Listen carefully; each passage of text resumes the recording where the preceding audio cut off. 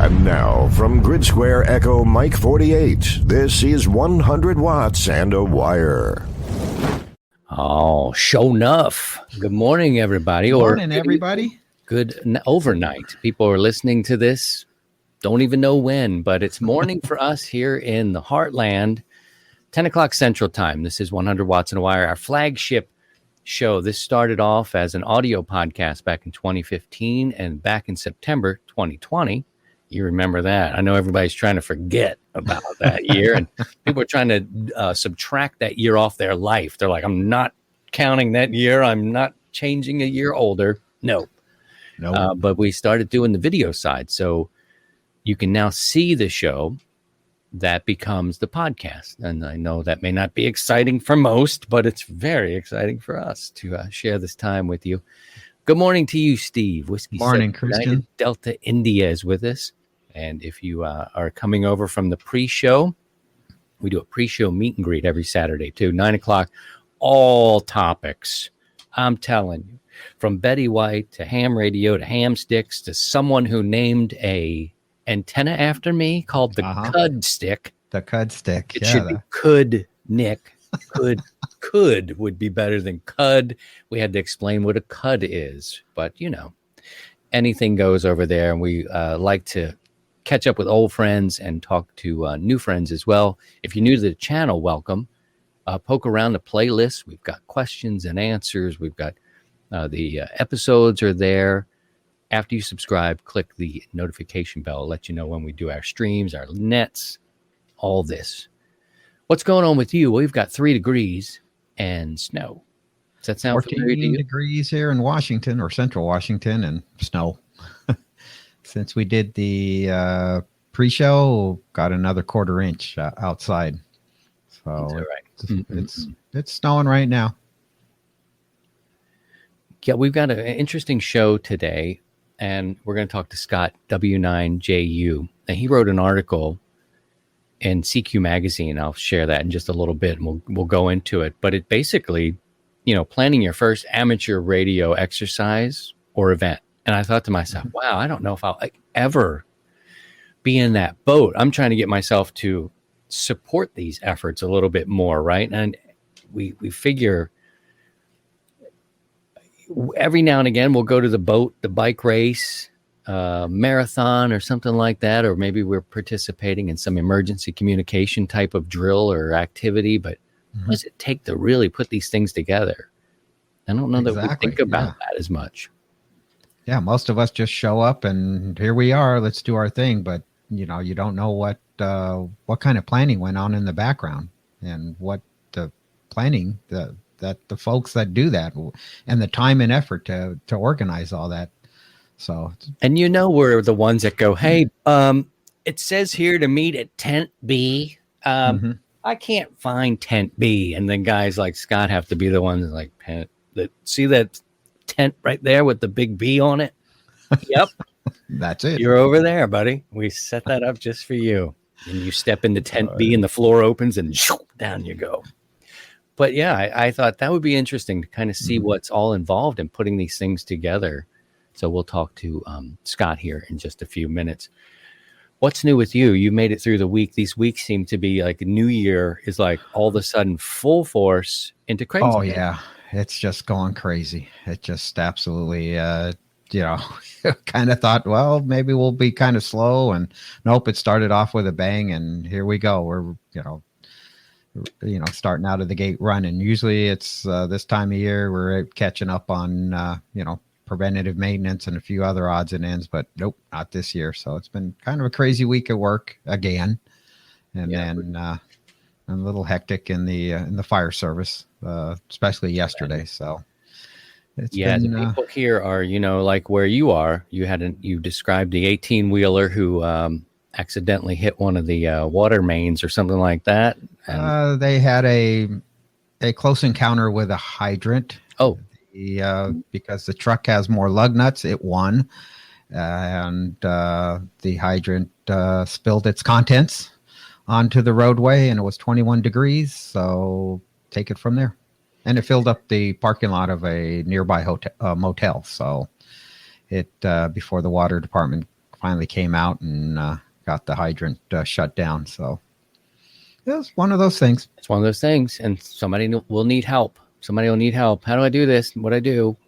But in here, we got a little bit of, we're in that really soft, sawdusty type of snow that doesn't melt together. It doesn't make a snowball. It's just, you could blow it. We've got about 2 inches of that constantly on the ground, and a little bit of, we'll get a little rain and it'll come with it. So it's, and the people out here in the Midwest, bless their hearts, they really mean well. They just aim the car. This is just go that way. And you're like, wow. And you guys go first. That's kind of my whole thing with the traffic out here. It's a little different from when I lived on the East Coast, but all good people, but they're just like that. So we're getting then there was winter.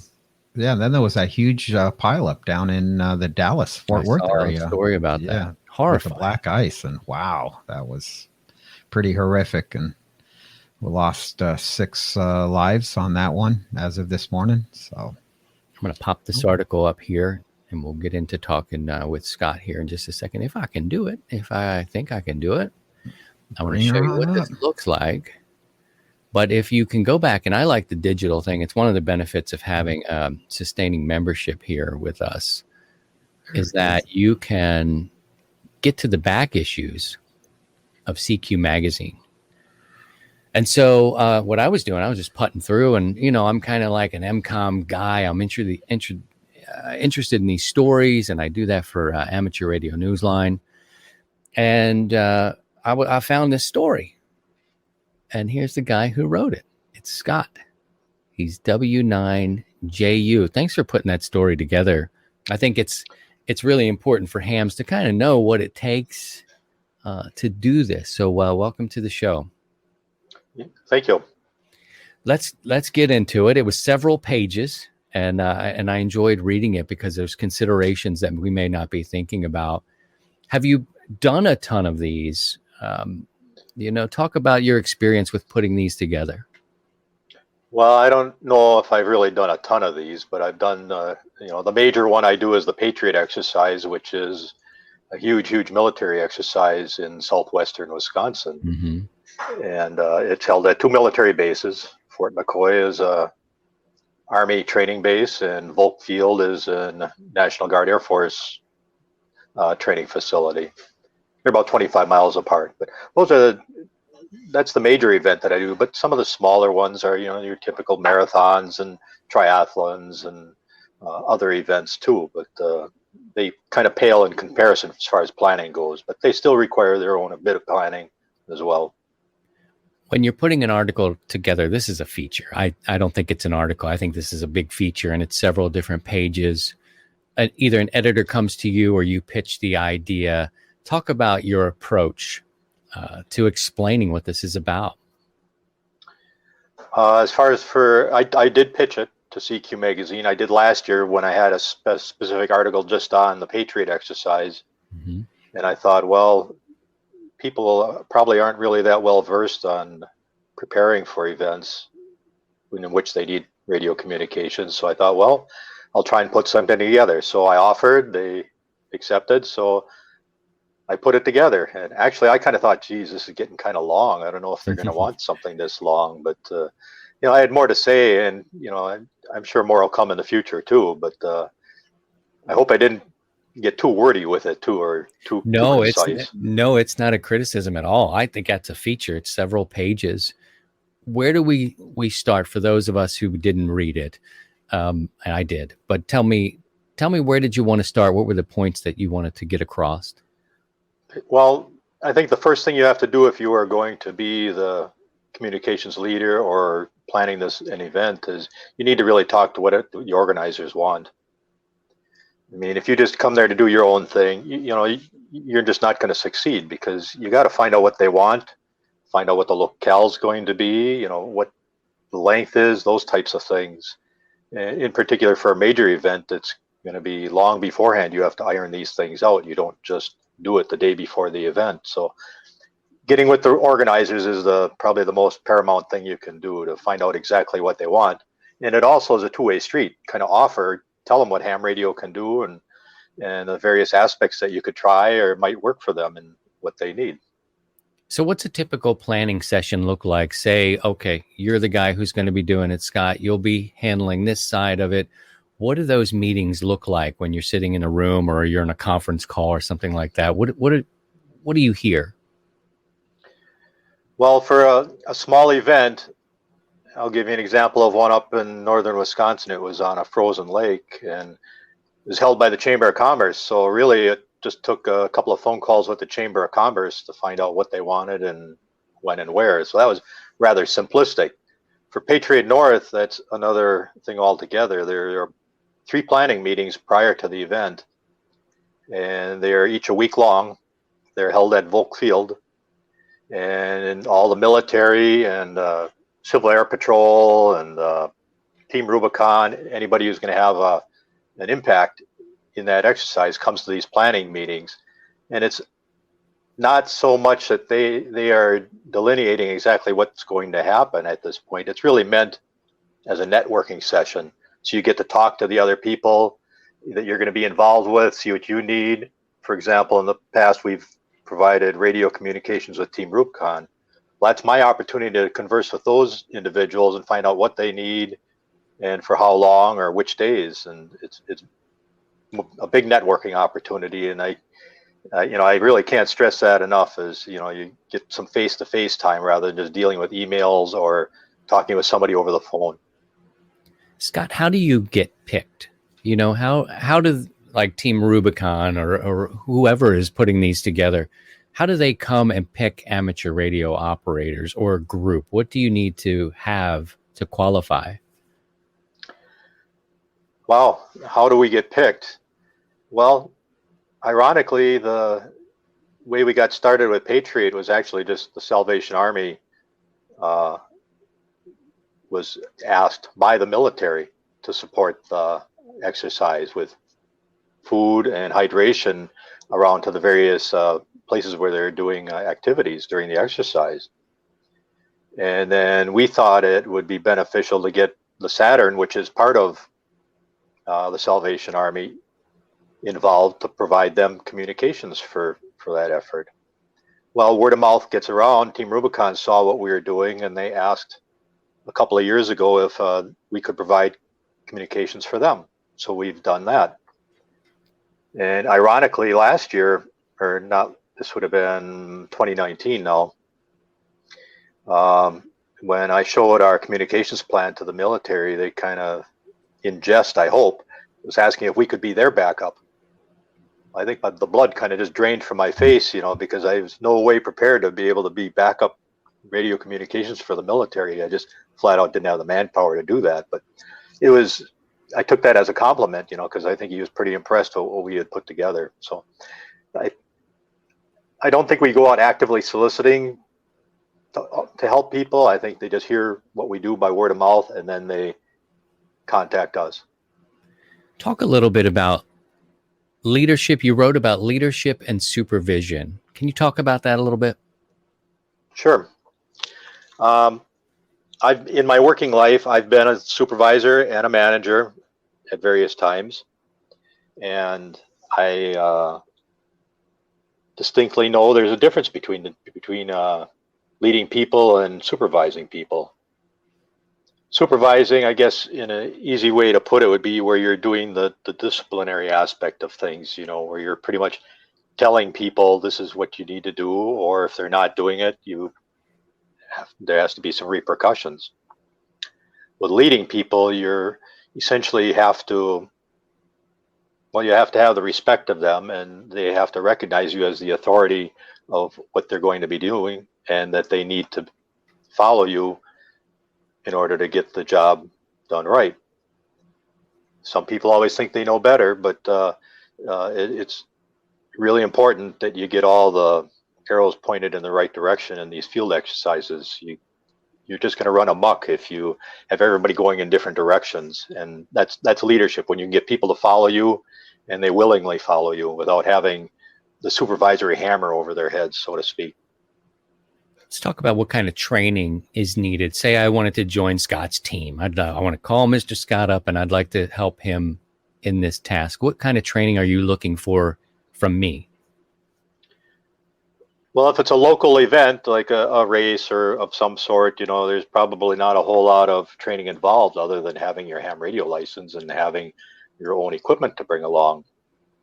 It certainly helps if you're going to be in the net control, where you're going to be the information in, information out position.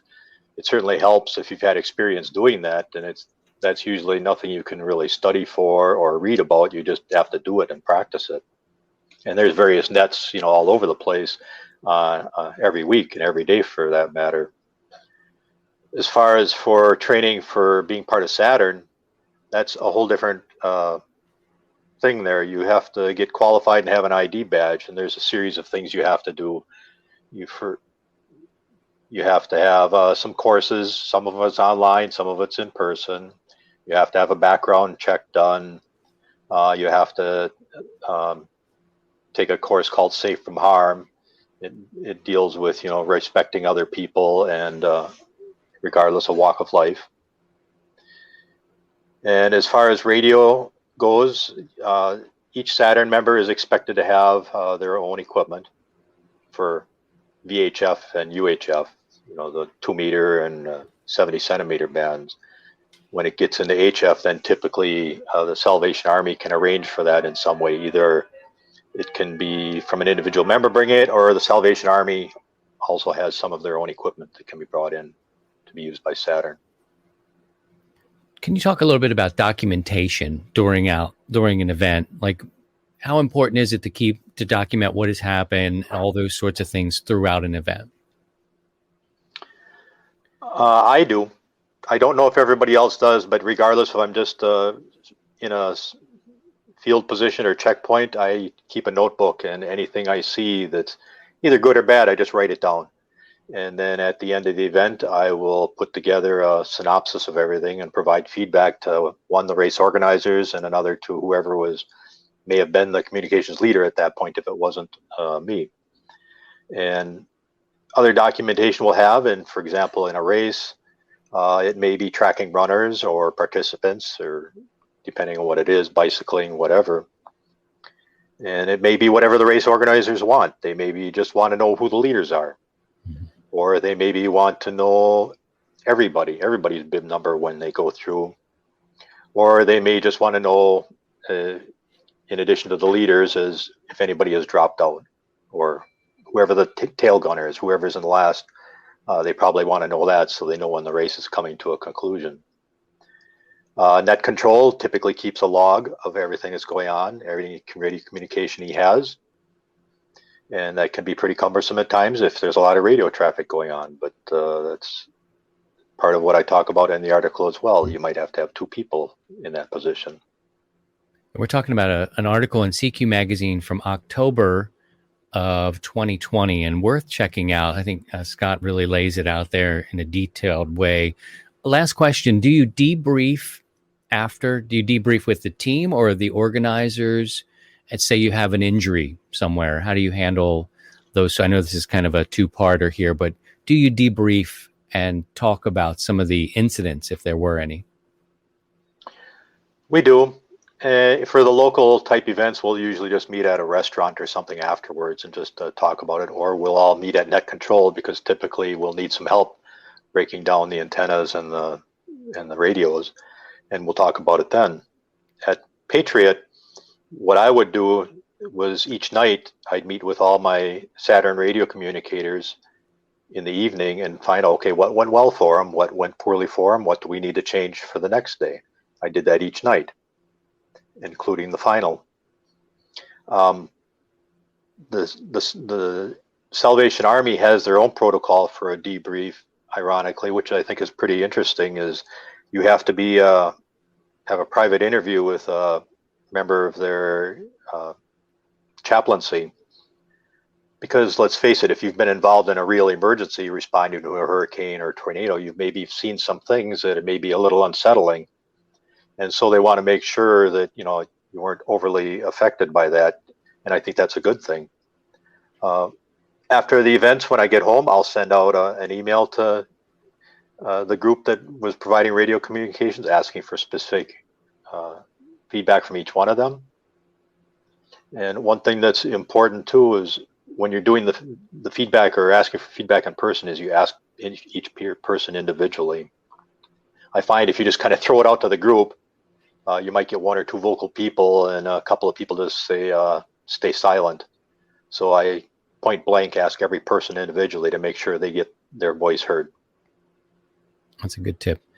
Thanks so much for joining me, Scott. I appreciate that. Whiskey 9 Juliet United. I hope you stay warm there. Maybe come back. You can teach us some more stuff. It's such a thick topic here, and I really encourage people to go to the CQ magazine and read his article from October. If you got the digital stuff, I like that. I can go back and go back, and people like to hold paper too. So whatever you do, go back and check it out. But thanks for coming, Scott.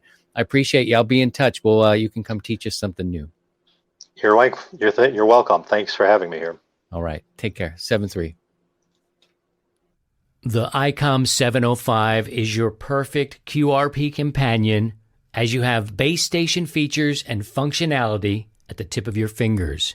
But it's in a portable package covering HF 6 meters, 2 meters, and 70 centimeters. This compact rig weighs in at 1 kilo or just over 2 pounds.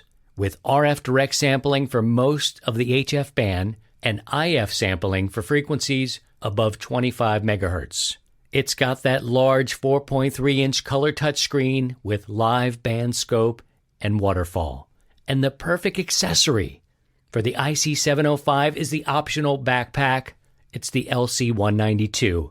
It has a special compartment for the IC705 and room for accessories for soda activations or just a day in the park. Visit icomamerica.com/amateur for more information on all ICOM radios. Well, there you have it, friends. Now, this is the portion of the program where I gather with my news friends, the news junkies. My colleagues from Amateur Radio Newsline are joining me here today. There she is, Karen, KD2GUT, and Paul, WDWD9GCO. There you go. I stumble over your call all the time. How you That's all right, Christine. Anyway, I wanted to take him out of here, Karen. I hope you're ready to do this by yourself. You didn't catch him calling me that. Christine, that's just rude. Christine, that was a very evil automobile. I learned that from Will Banks. I assumed he knew. Oh, Don gets all the blame. Yeah. I just real quick, I want to explain my first off, this weekend is Orlando Hamcation. My wife and I were actually planning to go. Well, she wasn't necessarily excited about the Hamfest, but we were going to stay the week afterwards and go to Disney to see the new Galaxy's Edge thing. So I've got that in the background. I'm wearing my Florida tropical shirt, and I'm wearing my Collins Collectors Association hat just to tie it all in for the weekend that I'm not doing, but I am doing a number of the online webinars this weekend. So cool. Well, Karen, thank goodness he's not going swimming off the southern tip of Chile in his Speedo. We don't want to see that. There was something. Nobody wants to see that. No, the human eye will not handle that. We may have to gouge our eyes out after such a scene. See how it comes back to you, Paul? You better be nice. I'm not disagreeing with her at all. Oh, okay. We deal with this all the time. We deal with his odd wardrobe all the time. We won't go any further. Right. Well, everyone knows the format. My friends from Amateur Radio Newsline, my colleagues from Amateur Radio Newsline, bring 2 stories each week that we either should be paying attention to or may have missed. And we'll start off with Karen. What did you find this week? Well, I'm really happy to be following Scott on this because this actually nicely segues to our story. This young guy behind me is a 9th grader in California, Sean Donnellan. KM6 November, Germany, November. And he's one of many winners of the Congressional App Challenge, which is a prestigious challenge members of Congress have hosted for about 6 years now. And it encourages kids to develop apps. It encourages STEM learning, involvement in STEM. And this year, or I should say last year, this is for the 2020 event, most of the kids, not surprisingly, did apps having to do with COVID. This guy, true to his call sign, did an amateur radio app. And Scott, I hope you're still watching. It's called NetHam, the Public Service Coordinator's Third Hand. Hey, who among us doesn't want another appendage, right? Right. Okay, well, this is a fabulous way of keeping tabs on everybody in the field, what they're doing, the check-ins, where they are, what they're seeing. Scott had mentioned that sometimes this is a very cumbersome activity. And what this guy has done is streamlined the bookkeeping and the responsibilities. Now, remember, he's in 9th grade. How many public service events could he have done compared to some of the old timers out there? But he put it all together in this app using a Arduino, a Raspberry Pi, and a touch screen, and submitted it, and was in his district in California. Congressman Mark DeSaulnier and a panel of judges decided he would be chosen as this year's winner for that district. So what's going to happen is the apps are eventually going to be on the House website, and they'll be on display at the Capitol. And in April, there will be, well, in this case, a virtual science fair where all of the winners around the country, including Sean, will be able to demonstrate and discuss their apps. Wow, it's amazing. What was that app called again? It's called NetHam, the Public Service Coordinator's Third Hand. It sounds very robust and very adaptable to just about anything that you're going to be doing. And what a contribution he made. If you go to the Amateur Radio Newsline website and read the written script for this week's report, there's a link to a video where he demonstrates what this does and how it works. And I remember what I was doing when I was in his age, and that makes me feel sad for myself. Brilliant kid. He just wrote this software to do a specific thing, and it works really well. Well, to your point, we thought eating a box of crayons was a good thing to do at his age. It was. I really liked the burnt umber myself. I was partial to that. When they started changing the names, the flavors did seem Oh, please. I know. a little Ruined spicy. it. I like the organic. Yeah. Good for him. That's amazing. And we'll check out that app again. NetHam. NetHam, the Public Service Coordinator's Third Hand. Fabulous app. Yeah, he built a whole system, like Karen said, with a Raspberry Pi and an Arduino and a local, like a hotspot hat, and then a touch screen, and wrote all the software to run it. And it automates a lot of the stuff during an emergency net and lets the net controller concentrate on other things than just checking people in and out. It's really, really cool. That's really cool. Paul, story number 2, what'd you bring? Well, story number 2 is a little bit of a controversy. The league announced that for one more time for this year, because we're still in the COVID thing. I mean, it looks like it's starting to ramp down a little, but they're once again allowing work from home operations for field day, if you choose. And there is a set of rules and limitations for what you can do. So if you still don't feel comfortable going out in a group and doing the field day in the field or with a club or whatever, you can still work to a certain degree from home. And I've seen a lot of arguments on both sides, and I've seen this, a lot of people seem really upset by it. But to me, it's just the league is just adapting to the current situation. And it's not like they said, we're going to do this forever. And, and my argument to a lot of people who are saying, oh, it's just becoming another contest. It's like, you don't have to stay home. If there's a group by you that is doing a thing in person and you feel comfortable with doing it, go do it. Nobody is stopping you from taking your radio and an antenna in a car and driving out to a field somewhere and setting up and doing it in true field day fashion. It just gives those who feel that they would be at risk another chance to participate and be part of it and stay safe. So I have no problem with it. What do you think, Karen? Oh, I have no problem with it either. I think this is reality. You have to you have to deal with it. If this change hadn't been made, hams would have been complaining that they were being excluded. And I think this is a nice, inclusive way to get everybody into it. I miss being with my club. I do the overnight. I usually show up at 9 or 10, drink massive amounts of coffee, become thoroughly jazzed up and obnoxious, and get on the air and just bang, bang, bang, bang, get the QSOs. And I love it. I just love it. And boy, do I miss that. I can't do that at home. I'll be killed. I'll be killed if I try that at home. So I just appreciate that.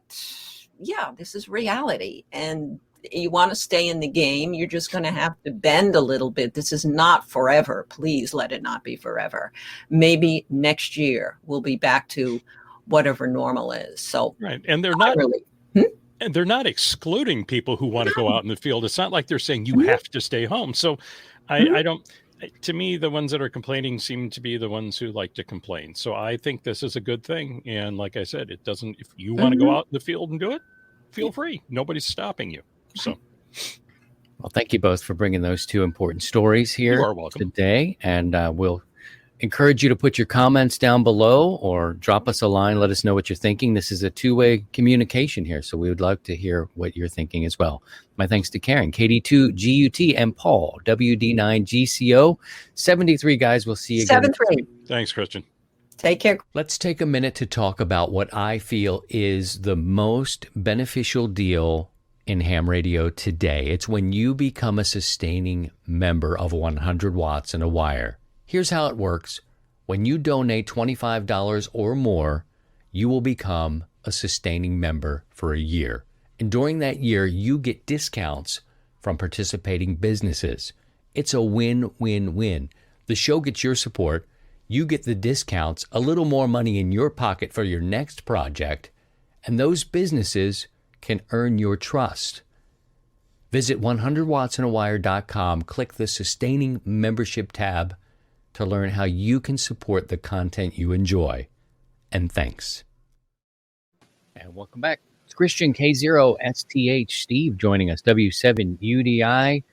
Boy, so much. This all goes so fast, doesn't it? Move fast. When you've got interesting folks around you and news and important information to share.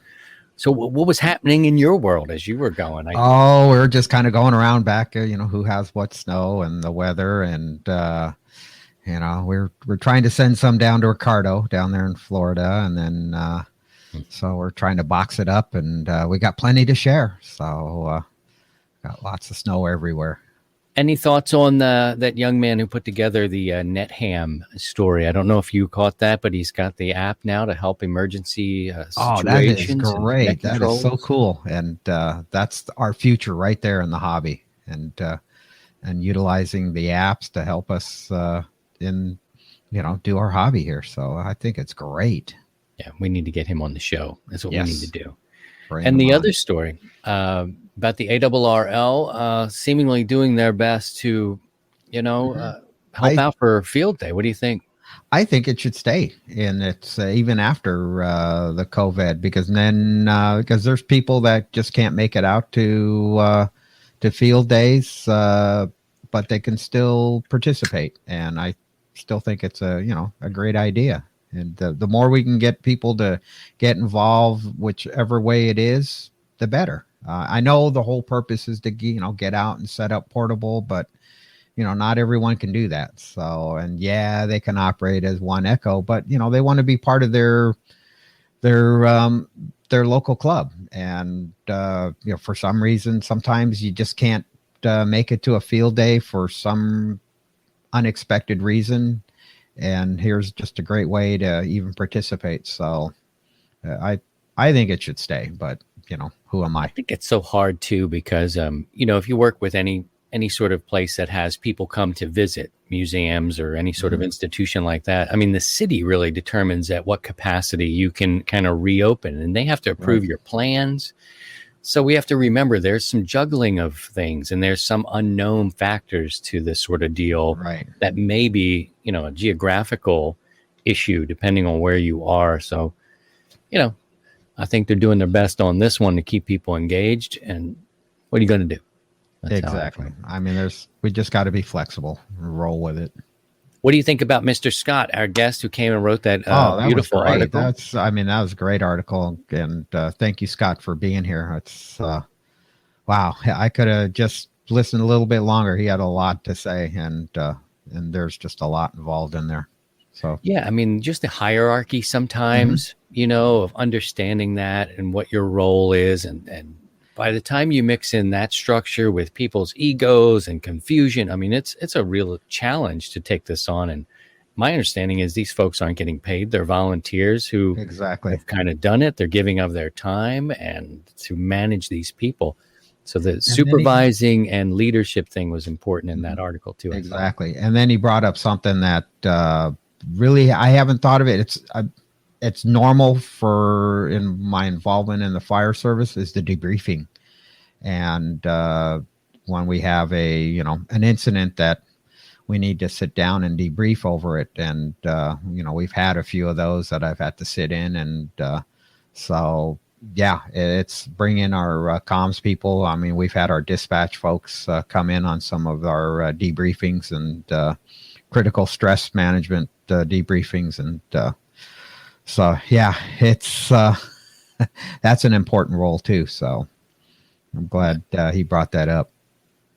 Yeah, it's thick and heavy. And MCOM it's interesting. I think like local ARES, like I didn't know, I thought to myself, well, I'll get involved because I like HF. I like to build antennas. I can check some NVIS type of stuff and maybe report back my findings. And, these tend to be pretty political things and navigating these, and it's another topic on its own and maybe we'll tackle it. But I'm a member of ARES. I'm kind of in as best I can be.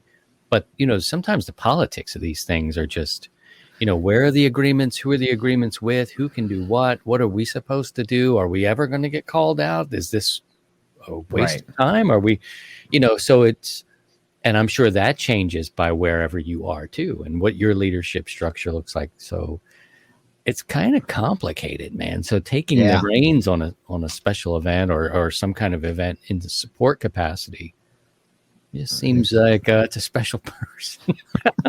I'm like, nope, you go ahead. You go ahead, Mr. Scott. We'll figure it out. Scott knows where tent B is. Exactly. That says tent B, but I'm not sure. We ask Scott. Exactly. So, yeah. And then there's, unfortunately in this day and age, everything is political or gets political, and it's just ridiculous at times, and it shouldn't be, but that's the unfortunate role that happens these days. And it's just disheartening because it can take something that's a good and really just kind of ruin it, but and get people disheartened. But it's tough as it is. And then, trying to, kind of weed through that minefield and keeping the interest up, because if we train, but if we don't get to use our skills, then the interest goes away, and it's just a vicious cycle. So yeah, and so many different shades of this hobby or things that we appreciate. My stuff, I've mentioned on the show, is I like studying the backup to the backbone, which is HF and simplex communication, and how many beds do they have in Kansas, or can I get to Oklahoma and these surrounding states? What's happening in Illinois? And, with HF study and, some people look at you like, dude, I mean, we can do stuff over WinLink and what do you, so yeah, here I am, I'm out here. I'm like, well, if you're interested, I'll be out in the field with my antenna at 25 feet. I'll let you know who but sometimes you're not even engaged in, what did you find? How many people did you work? So it's a balance, man. And then we have, and it's just the the elephant in the room. It's the comments from the cheap seats, the people that are not involved, and then just complaining. We gotta, we have a lot in our hobby here that like to complain for the sake of complaining, and then taking cheap shots, and that gets a little discouraging at times. But you gotta get thicken up on the skin a little bit, and just and guess what? Those aren't the people who are trying to help the leaders do the work. They're the ones that want to come to the party. They want to hang out. They want to sit in the chair have some Yeah. drink and hang out, but work and organizing. And look look at me. I'm Look at here. me. I'm at the party. I'm cool. I'm behind Yeah. the desk. I'm at the tent. And then complaining, oh, the coffee's cold, or it doesn't taste right. It's not Starbucks, or this or that. Or it's Folgers. Well, who brought the Folgers? You know I don't like Who Folgers. brought the instant coffee? I demand. Is this decaf? Clunk, clunk, clunk, clunk, clunk, clunk. No, you won't give me decaf. So yeah, it is. So it's a lot of people. It goes back to the league conversation about it's really, really hard, and to appease is probably not the right word, but to satisfy all parties involved, because you're not. And we talked about it on the pre-show a little bit. Ask five hams for their opinion on one topic, and you'll get 15 different varieties. So look at let's take Hamvention, all the complaining that goes on there, and these folks, that the volunteers and the people that put that together. I mean, it doesn't satisfy everybody's needs, but I mean, come on, just enjoy for what it is, and just thank the people that put it on. And it's the same thing with all these events, and whether it's the local Ham Fest or an event like a bike-a-thon or a marathon or whatever, just thank the people that put the time and effort to put it together. And if you got some criticism, make it constructive. Don't just sit there and moan and groan about it and this and that. And if you don't like the coffee, then why don't you go down to Starbucks and bring the Starbucks coffee, because everybody will be happier. Just be part of the solution. Say, oh, my father. It was a great opportunity. Thank you all for giving me the opportunity to think about my father and what he would say when I was a young guy and he had a small heating and air conditioning company. He would send me out with one of his guys, T-Bone. He called him T-Bone, right? T. So, and he would say, if he's standing around with his hands in his pockets, put him on the bus stop and send him home, and he'd say things to me like, don't stand around with your hands in your pockets, pick something up and work with it. You know what I mean? He was always like, so it kind of comes full circle to me. Like, if you're going to complain about something, pick something up and do something, try to help out. Anyway, we're just ranting now, Steve. But coming up, we're going to give away $100 that you can spend at the main trading company in Texas, Paris, Texas. They got all kind of stuff there. $100 to qualify. Put your call sign in the chat now. You've got to be here to qualify for the drawing that happens in between. Next week we'll announce the winner. We'll announce the winner of last week's coming up in just a little bit. Plus the Spirit of Radio. That's on the other side. We're going to take a little break here, come back and meet somebody who picked up their father's call sign. So we're passing around all the goodies, the good stuff, and the feel good after the rant. See how this works? Now we're going to water it down with good vibes. So we'll take care of that next. I probably will pop you down a little bit to keep order in the chat and bring you back up here in a little bit. So stand by, guys. We'll come back in a second and we'll meet Steven, and he'll tell us all about his the call sign that he has today and who it used to belong to. We'll do that next. Team, a couple of times each year we like to get out in the field, exercise our minds, our bodies, and our equipment with a 100 watts and a wire tune-up or the Fallout. It's 2 opportunities to go portable if you can. We make contacts, we share our 100 watt IDs, and you can win prizes for participating. Visit 100wattsandawire.com and click operating events to learn more about how you can get out and get on the air. Now back to the show. Yes, indeedy. We started this last week, the Spirit of Radio, talking about some of the good. We hear a lot of bad, and you just heard Steve and I kind of going on about, kind of stop complaining now. Pick something up and work with it. If you want to make it better, everybody's volunteering. So maybe you do something and help out.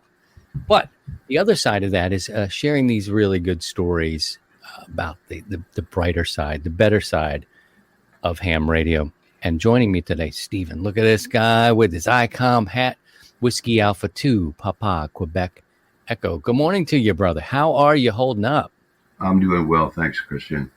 Can you hear me okay? I hear you. You sound great, man. Look at your shack. You got your switchers there. Oh yeah, I got a mess here. Lots of wires, lots of cables. I'd be worried if you didn't have a mess in Yeah, there. yeah, absolutely.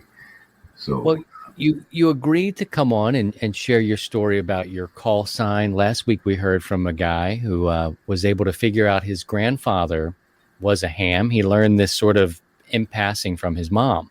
His mom was like, "Oh yeah, my dad was a ham for this period." They went back, found his call sign, and now he has it. You have a similar story, or at least the story of picking up your dad's call sign. Can you tell us about it? yeah, from the time I was little, Whiskey Alpha 2, Papa Quebec Echo, I've heard a million times. You know, my dad had a ham shack downstairs, and he was just talking all over the world. He had QSO cards from everywhere. And back in, I think you had spoken about John and my brother Kevin years ago, talking on CB, and I was on CB, and I know that might be a bad word, but that's how we got started. And back in the early 70s, when my brother Kevin and John got licensed, the tech was I forget what the was back in the 70s. It was called something different. But they took their code, and there were just too many girls at that time for me to to worry about code. Um, my dad was avid. He was a pretty interesting guy. You know, he went in the Navy at close to the end of the war, and worked on Corsairs, the F4U radios. Went to work for Dumont Studios and then ABC, and spent 39 years with ABC doing uh, mostly sports. Traveled the world, and me not having a license, but John and Kevin having licenses. John got in touch with me. We're back and forth. We grew up together since we're little kids, and kind of coerced me into getting my license. So I was back in Minnesota at the time, and my call sign was KD0SQR when I got my license years ago. And that call sign, just the WA2PQE, just stuck in my head, and I'm like, I gotta have that call sign. I gotta have that call sign. So I started to research it, and somebody in South Carolina had it, but it was inactive. And so I waited, and I would constantly check with the FCC to see if it was available. And when it came available, I jumped on it. And because family, it's pretty much vanity sign. I wound up with it, and I absolutely love it. It's a New York call sign. I'm out here in Tillamook, Oregon, so it kind of confuses people sometimes with when you're on the net or something like that. So that's how I got it. And my dad was basically, to me, an electronics genius. What stuck in most, he had a Hallicrafters SX28 tank radio. With these big dials. When I was a little kid, it had these big dials and meters, 3 big meters across the top. And man, I used to love to just listen to that. He built his own transmitter from scratch, not a kit. He got some plans somewhere and sat down and built the chassis and everything else. And one whole wall in his ham shack, probably 8 feet by 8 feet, was bins of tubes, just every kind of tube you can imagine. He had a tube tester, he had an oscilloscope, an old ICO oscilloscope. It was like just an amazing thing watching him work it. And then he had his little jewelry thing. He used to make silver jewelry too. So he was a handy guy. He actually he won 5 Emmy Awards with ABC. What work did he do with the network? He did camera, and then he went to videotape, and then he wound up traveling the country here and there every time they came out with a new machine. His hands, I can remember his hands being calloused, and that was the reels on the old videotape machines were, 2 inches thick, and the reels were probably 18 inches.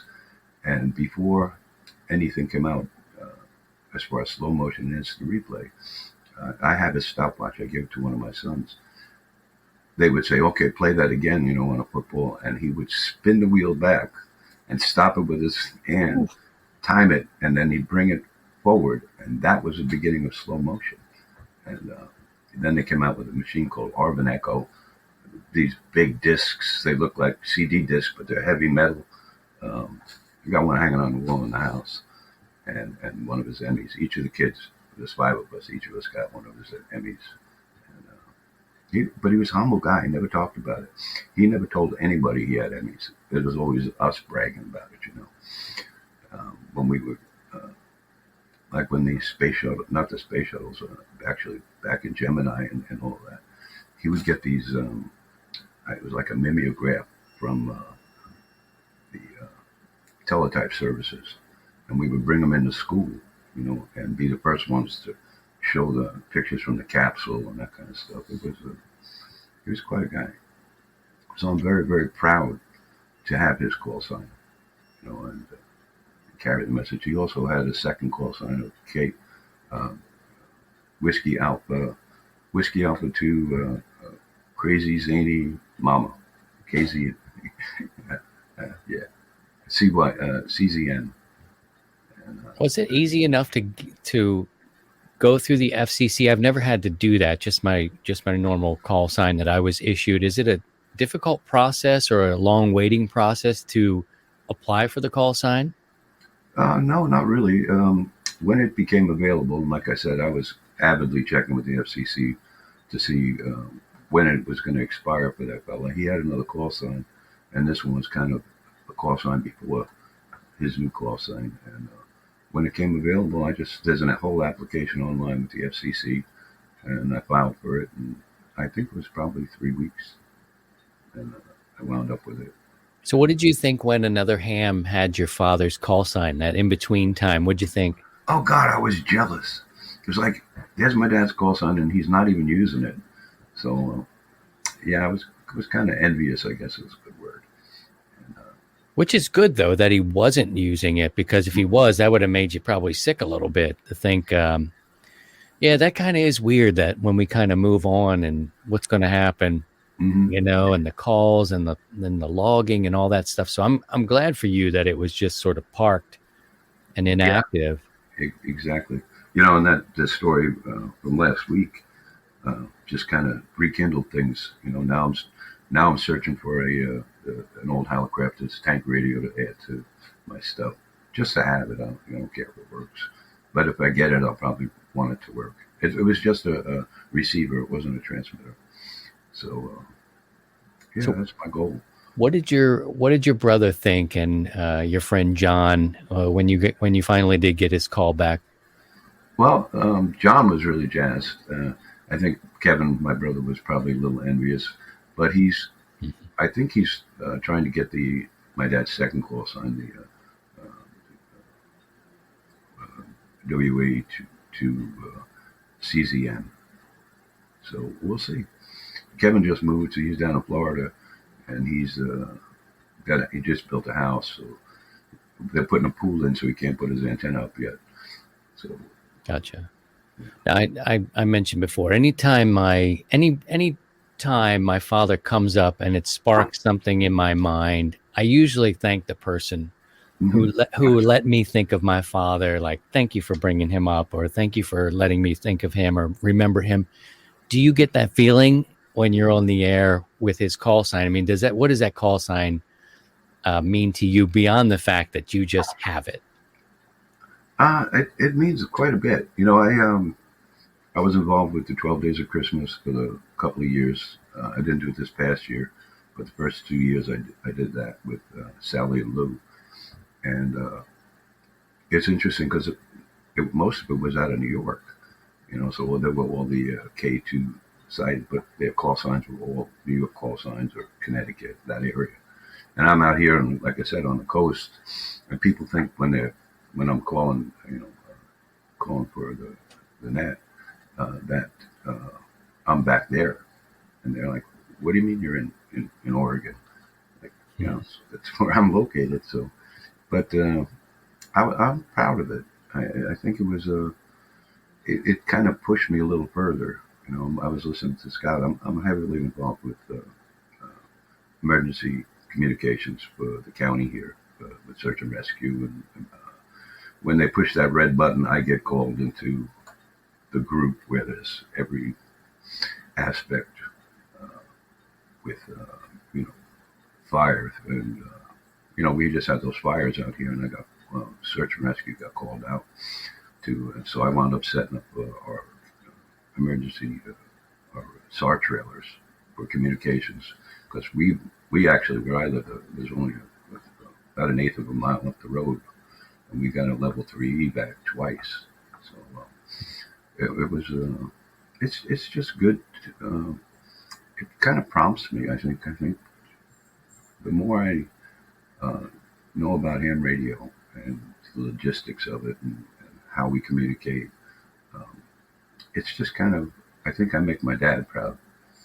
I think that's important. I know my mom used to say, "Wow, you're down there talking to all those women all over the world." He's like, really? Back in the 50s and 60s, and there was very few women on ham radio at that time. So I don't know what she was talking about. Not too much has changed, right? Unfortunately, I wish we had more. I think we will. I think that with the push, for just on Last Man Standing and stuff, that I think that's kind of generated a kind of a buzz with the ham radio community, and people being interested in what are they talking about, or where's it's heading. So I have hope. Well, I appreciate you sharing your story, and I'm proud that I could give you a chance to talk about your dad. And man, what a killer he was! Oh yeah, he 5 Emmys and a network television gig for all that time, and raising a family, and still being able to keep a shack together and hold the family down. Yeah. You and I hooked up back in 2016 at Ham Nation. Yeah, Hamvention in Dayton. We sat up in that old hockey arena. Yes, I remember it well. I did. It was really nice. So thanks for having me. Yeah, anytime. Appreciate it. And I'll be calling in the mornings for you. I'm set up now. Everything seems to be working. So awesome. All right. Perfect. You take care of yourself. 73, brother. Take care. 73 to you too. Bye-bye. LDG Electronics provides state-of-the-art antenna tuners for every amateur need, from QRP to QRO, fixed station, portable and remote, matching your radio to your antenna using our lightning-fast proprietary tuning algorithms. LDG is a family-owned and operated company dedicated to bringing innovative, quality products to the amateur market. Our focus is on anticipating and meeting our customers' needs and providing them with world-class support as they install and use our products. All LDG products carry a full 2-year warranty that is fully transferable when you sell it, with no paperwork required. Support is only a phone call or email away. We're always here to help you. Visit us on the web at ldgelectronics.com. And welcome back. If you're new to the show or the channel, give us a thumbs up. It helps the algorithm. It teaches Google and YouTube that we're making ham radio content, and that some people out here dig it. And Steve, I mean, isn't it great? It was great to hear Steven's voice. It had been a while. We've kept contact in the digital realm. But yeah, I got to get him to do more stuff. It makes me want to yes, and more of that. I need that. I need that in my life. Great story, right? What a great story. Oh my gosh. Even the chat room was digging it. And thank you, Stephen, for sharing it. I was hoping he would see it in the chat room, or the private chat was the question. Did he ever get a chance to work some of Dad's old buddies that are still with us on the air? And that would be so cool, because that would, just when you're using, like your dad's call or an uncle's call, and if you get a chance to, I kind of remember, so-and-so back in the day. And I was like, well, yeah, that was my dad. And then, hearing the stories of that from that perspective would be kind of all the would be luck, neat. man. All the luck. I'm really happy that it was an inactive call, and maybe he Yeah. had to wait a little bit longer, but at least Mhm. some guy didn't re-up it, and it's 10 years, and you kind of have to Mhm. let the dream go, or you're going to wait around. And then his brother, and then dad had another call. Right. And so hopefully his brother can get the other call. And that's great. Keep it going. I love seeing, stories like that and hearing about people, keeping their family, their parents' call or grandparents' call going. And it's just great. It is the spirit of radio. New segment here. If you've got a story like that, it's really just, it's not just call sign based, but if you've got a great story to share, that's something good, positive, uplifting for the hobby, that's kind of where we put that down. So people have been trickling in saying, oh, that happened to me. I've got a similar story. We want to hear them all. I'm a story guy. So yes, bring it on, please. Stories. Let's share it and continue it on. Did you tell the people, put their call signs in there, because this is how you win? You mentioned it, and they were throwing their calls in. All right. And it's a random drawing each week. This month, the month of February, we're giving away $100 to Main Trading Company. And all you need to do is, you have to be here. You have to be here for the show. Put your name in the chat, and then they get pulled out. Tomorrow morning, I'll sit with my girls. We'll take the calls. You're assigned a number. Everything goes in the pot. The number and the names match up. Bada boom. You Bada become bing. like our guy, Brian. Brian. Woo. Oh, I spelled his name wrong there, but Brian. Brian. We got to fix it in post. Yeah, we'll fix it later. Nah. Katie, let's see. KD9LVY. That's meant to be Brian. $100. Now there is a little caveat. There's no stipulations at all. You won the money. Do it. You need it. You take it and use it the best way you need to make yourself in a better situation. If you do have a great situation, and I consider myself, and I will speak for Steve here, but give him equal time to speak. I feel like we are in good shape in terms of things that we have. If I won this money, I would try to move it to somebody I knew who needed a little help. If you can do that, that really is the spirit. But hey, maybe you need it to get a little closer to where you need to be. So congratulations to Brian. Take that $100 and look around. And you guys should look on the website for Main Trading Company. I mean, they've got all kinds of stuff, and you're helping, like Steve always says, you're helping the ham radio community, the suppliers, the ma and pa companies, really stay afloat. Sorry I butchered your name there, but 2 Y's in your name might not be a bad thing. Maybe try it yourself. All right. B-Y-Y. B-Y-Y-A-N. Please put your names and your calls in there. A lot of comments, man. The show gets so packed up.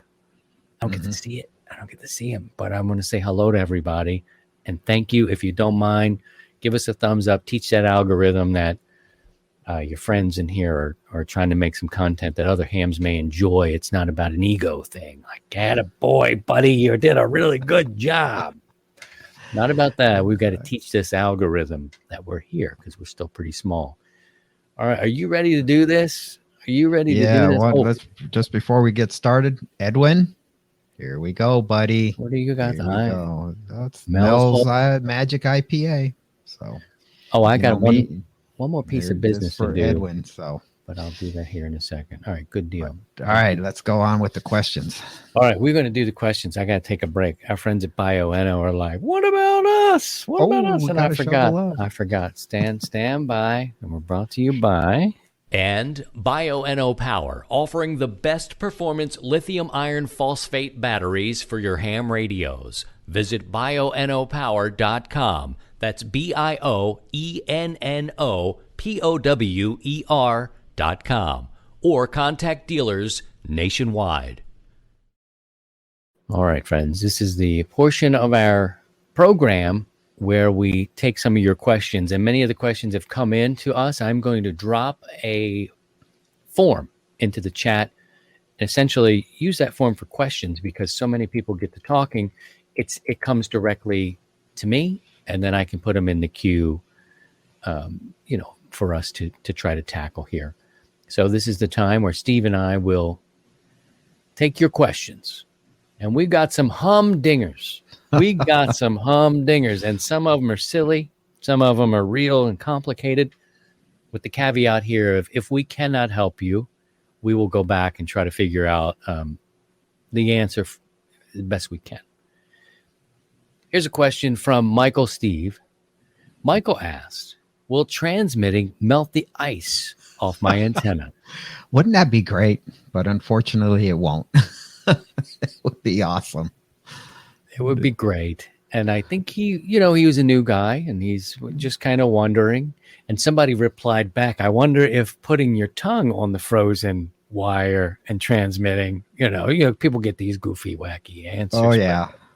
Somebody must have been watching Christmas Story again.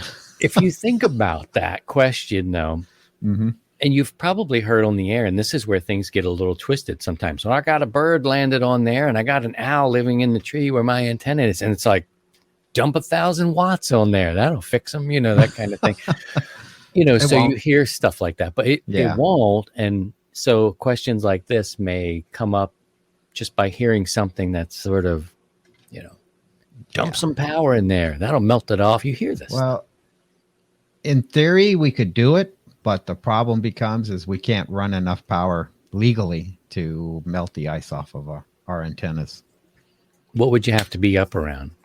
Oh, I would think you'd probably a few thousand watts, if that. I mean, even feel the heat. Even the broadcast stations, the big blow torches, they still have icing problems on their antennas, and they're running 50,000 watts and things like that. So. They put contraptions in there, right, to kind of de-ice or whatever. Isn't there like a de-icing thing? I know for a while there was heaters and radomes and things like that, and that has been used over the years, but that ends up causing other issues. So that's a quick and easy one today, Michael. Mm-hmm. It would be nice. Uncle Steve said, "No, sir. No, sir." All right, we've got another question. Let's take this one out of here. Gerald's got a question a little more sophisticated here in way of detail. So let's see. Gerald says, do you know anyone or anywhere where they rent an antenna analyzer?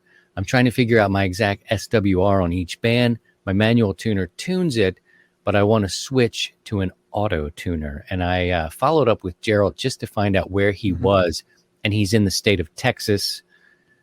So we can use that as a gauge in our answer.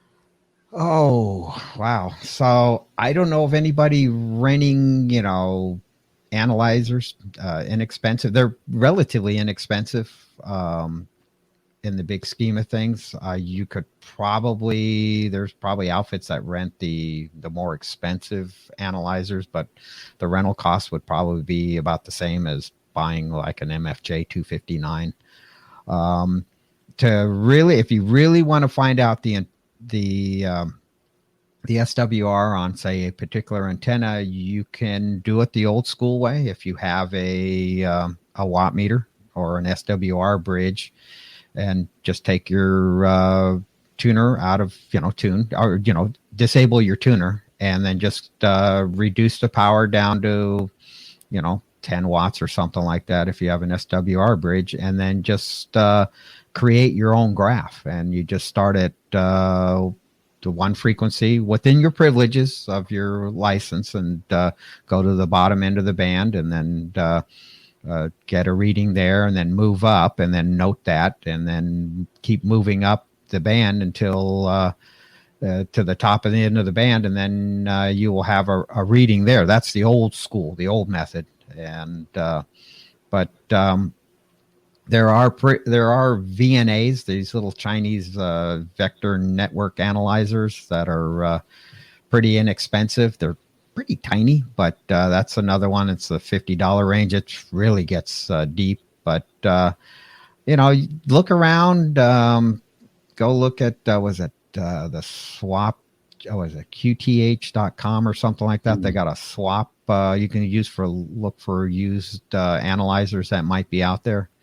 If you want to get one, I recommend getting one. The MFJ analyzers are pretty accurate. I mean, they get you in the ballpark, and a great Mhm. way to test antennas. But if you really want to figure it out, do it like the old school way. Use your radio and go from there. Set it on CW and just crank the power down and then go from there. If you have a watt meter that reads forward and reverse, then you can do it that way and calculate it out. But that's I would think would be the easiest without having to rent an analyzer.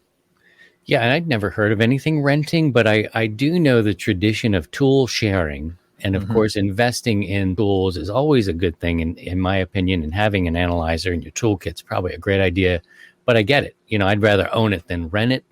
But also, if I asked where he was in Texas, because there's a lot of hams in Texas, I would hope that a club would exist, that there would be somebody nearby Mm-hmm. that would share that time-honored tradition of sharing tools, which is a ham radio thing, guys, by the way, is sharing your tools if you can. Mm-hmm. I get the renting thing, but I'd much rather, because you get those answers pretty fast. You'd rent it, for 4 hours? It's not like a ditch witch, you know what I mean? So I've never experienced a rental option. We but have it in the borrow. commercial world, but that's for Yeah. high-end test equipment and stuff. You can I rent, see. equipment, but I haven't heard about it in the amateur ranks Mhm. here. But Somebody if give you have Gerald a thing, Yeah, let him get his readings. local club, somebody, there has to be a member in the club that will have one and that can share it and go from there. So look into that. Okie dokie. All right, we've got a question from Jeff.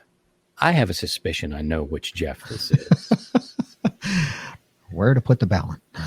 Jeff says, are crimping loop sleeves a good way to create the loops at the end of antennas? And are wire rope thimbles a good way to protect the antenna wire at the connection point? Crimping loop sleeves. So I wonder if he's talking about the end of your antenna where you'd maybe have your insulator, creating the loop there, Mm-hmm. and maybe soldering. I've done that before, where you strip off some of the wire and kind of make a loop at the end. But maybe I'm wrong about that. No, I get you that. I'm just like, well, then you're pretty well stuck. It once you make that crimp, you're done. You're cut. And then if you want to make adjustments, you either got to cut it out or go from there. If you're going to use something like that instead of a crimp, I would go with a split bolt, and it's basically just kind of a U-shaped bolt, and that way you can open it up and readjust it down the road. Unless you have no plans on changing the length, then crimp it and go from there. But and then a good way to protect a thimble of antenna wire at the connection. I'm a little confused on this one. So on that point, is you talking about the end of the wire where your insulator is, because that's where you want to have is the insulator, and between the rope or the supporting rope or wire versus the antenna itself. So that's a good one. I like that question. We'll have to maybe a little more information, Jeff. Yeah, on what come you're to the trying meet and do. greet. Come to the meet and greet like you do before this show, and then let's talk Let's it out. talk it Let's out. talk it out. Yes. Let's do one more here, and then we got a real quick one. Real quick one here from Jason, Kilo Echo Zero, Sierra Charlie Romeo. Why is it so damn cold? Global warming. Don't you start, Steve. Saying. That's not an official. That's not an official. I'm not a. He says, I I want to don't play radio. one on. I don't play one on TV. Right. I want to go play radio outside. He says it's actually warmer in the refrigerator than it is outside, but there you go. Well, take your beer out there and Yeah. chill it. Yeah, sit in the refrigerator for a while. You'll cool off or warm up. Warm up in the fridge. All right, let's do one more. See if we can help. Here's Steven. Do I need to upgrade my wiring to run an amplifier? Any worries with the amperage? I'd like to run 300 watts or so. Thank you so much. 7-3. Well, if your wiring in your house is up to code, it shouldn't be a problem on a 120 volt circuit. And but if you're running an amp, I always recommend 240 having to. If you're going to run legal limit, in this case, you're going to run 300 watts. You should be fine. If you can, I would separate up the amplifier onto a different circuit versus the radio circuit, the one that you're using your radio on. So if there's another outlet that's on a different breaker, I would run the amplifier on that, just kind of split the load. That way you don't overload the one circuit. So there you start chatting all along, and then boom, there goes the circuit breaker because you've overloaded the circuit that you're on. So if you can split the load, all the better. And but for 300 watts, you could probably get away with it on one circuit, but I would split the circuit. I would split the load, put the amp on one outlet that's on a different breaker, and keep your radio on another one. And there you have it. All right, friends, we've got some questions. I think that's a good one for now. I think that's good. I'm going to move over to the chat here in our last 5 minutes or so and see if anybody's over there doing anything. It's nice to see you. Thank you, Steve, for giving us those answers. We've got a lot of interesting little ones coming in, and some that are a little more sophisticated. We're getting in the heavier conversation. But I do welcome, people, if you're up that early, 9 o'clock on Saturday mornings before we do this show. This is our flagship show. It's been around since 2015. It's now just on video. This will land in the podcast version, so you can take it with you. But Saturday morning, we do a pre-show meet and greet where we bring people in and up as guests. They ask questions there. We can kind of open things up a little bit more. Some things in ham radio are not complicated, and then some things are really complicated, and you need to know a little more information. Mm-hmm. So that's always a good place to come get some Q&A as well. But there you go. What else do I need to talk to you about? We gave away the money. Y'all put your name in the chat. Yeah. Put your name and call sign in the chat if for next week. So it's good seeing that. We've got lots of call signs flying through the chat room. Yeah. If you're new, welcome. You could put new down in the chat. I'd like to meet you. This show gets by so fast. We have so many moving parts to it that I miss a lot of the chat, and I'll be reading them tomorrow morning. I'll get halfway through a cup of coffee and see your comments about me being a dingbat or a dip ass or a nitwit. I love those. Those are always so fun. That Steve guy, he's always talking about beer. Oh, Steve and beer and Betty White. And Betty White and Marianne. Going through some of the, yes, and subscribe if you dig it. Click the notification bell because we're doing, I think it's 5 streams a week. And Wednesday, we're doing a net. It's just pretty casual. Don't even open up NetLogger. It goes directly in my log. I think Steve does a handwritten thing on Wednesdays when I opened up NetLogger the other night, and but I didn't. I just used NetLogger as just a local. I just fired it up and then just started logging it, and it still functioned as normal, but didn't create it. And then it worked out pretty good. I thought about using my other logging program, but it was like with NetLogger, it was faster to just put the call sign in and hit enter instead of tab. Good deal. And then enter. Oh, right. Yeah, it's just using it as it just uses it as a simple logging program, which is great. Ian kind of turned me on to that. And okay. Our net control from Atlanta. So Sunday night, come and join us on our Sunday night net as we start around. Because we're doing 7 to 8 this week. I've got a heavy interview. It's going to take most of the time. I'm going to talk to Alex, and he's got an amazing story, and I've heard him tell it a couple times on some other outlets, but I want to do a little deeper dive because most of the time he's been doing it.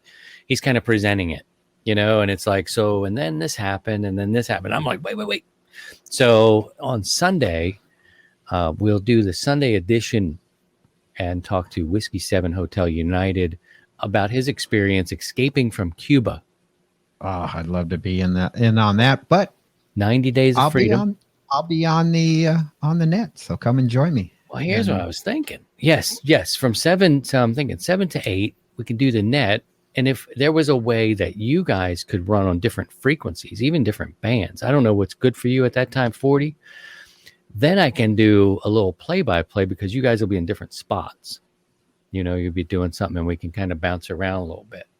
We didn't talk. I'll take a look, see what how 75's looking. I think Ian's good for 40. And what's 20 like for you at that time? Is that kind of gone away? It's gone away. Yeah, 20 won't start coming around until probably after we do our time change, and that's usually a good time to within a week or so of the time change. So in another month or so, we'll be in pretty good shape. And once 20 opens up, then we'll bring up 20, and we can run 20 and 40. 40 and like 75 meter, the foam portion. If you guys were in two different spots, that'd be cool. I could do the play-by-play. I need to freshen up on that because next month when we do the last man standing, and I've got some other things cooked up with the play-by-play, gives me a way to kind of move around. It's kind of fun for the viewers too. So we can go to Steve Shack, we can go with Ian, you'll see my radios and kind of bounce around and move that audio around. So we do that on Sundays, a little bit on Wednesday if someone's there. And then I think coming up 8 o'clock Central, I think this is one of those ones where it's important. Like it's an important story that we get it out. I'm going to drill down deeper. I hope, because they came across on a raft. Took 2 attempts, 90 days. I'm calling it 90 days to freedom. It took him 90 days. Wow. And what you leave behind, what he had to leave behind, like your family, and you can't tell anyone. His secret life and the secret communications and food and with lack of water, it's a big deal. So I'm going to spend that time on Sunday evening on the show with that. So at some point when you break off, you just come in backstage and kind of watch the show, and you sit with Alex and hear the story because it's funny, but it's also like heartbreaking and the struggle to kind of leave your homeland for coming to America. It's a great story. So hopefully you guys will join us and we'll have fun on the net, and then I'll bring you guys backstage. You can kind of sit back, whatever you want to do, Steve. You got the key to the building. He's got one of those things. Bloop, I'm in. Bloop, I'm in. I'm in there. Man, my key card works. My key card. He's got a key card to the show. But I encourage you guys to come and listen to Alex's story. It's really interesting. So that's on Wednesday night, 7 o'clock. Sunday night. Wednesday and Sunday. But this Sunday we'll be on 40 Alex. meters. Steve may go to 80. We'll see how that works out. We'll let you know where we land. I'll do the streaming, send you back and forth between the guys working that for that hour. 8 o'clock, we'll sit with Alex and get this great story. And then we're back into the next week again with our Saturday shows and our offerings. So that kind of catches you up. I do have a page on our website that gives you the schedule. And that I think, if you don't want to look at that, click the notification bell. At least it goes in your pocket and you're like, Christian and Steve. Nah. But at least you knew, at least you knew something was happening. You could go like you always do.